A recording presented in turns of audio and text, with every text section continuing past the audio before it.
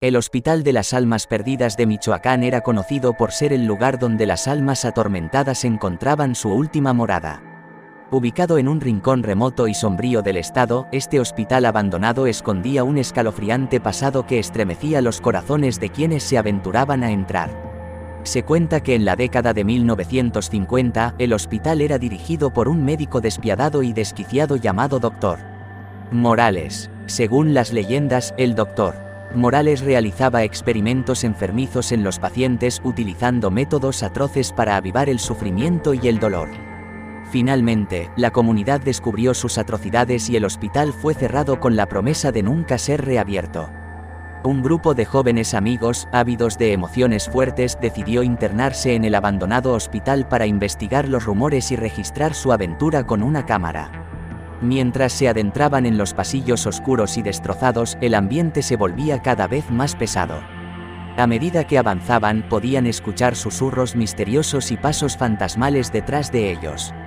Las sombras parecían danzar en las paredes desafiando la lógica y la razón. Los amigos, con el corazón en la boca, se aferraban unos a otros mientras se enfrentaban a cada escalofriante rincón del abandonado hospital. En una habitación en particular, encontraron un viejo escritorio cubierto de polvo. Dentro de un cajón, descubrieron un montón de fotografías antiguas. Al verlas más de cerca, se dieron cuenta de que eran imágenes de los pacientes del hospital, con expresiones de puro terror y agonía. Justo cuando estaban a punto de abandonar el lugar, una sombra oscura y amorfa se materializó frente a ellos. Era el espíritu del Dr. Morales, regresando para acechar a los vivos y llevar a cabo su venganza eterna. Los amigos gritaron de pavor mientras el espíritu malévolo se acercaba, llenando el aire con una energía maligna.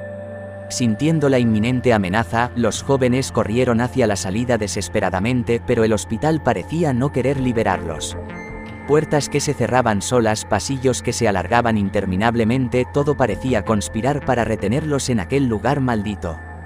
Finalmente, cuando casi habían perdido toda esperanza, lograron escapar del hospital y dejaron atrás el terror que los había acechado. Sin embargo, lo que vieron y vivieron en aquel lugar nunca abandonaría sus mentes, y el Hospital de las Almas Perdidas de Michoacán seguiría siendo un recordatorio constante de los horrores que pueden habitar en las profundidades más oscuras de la alma humana.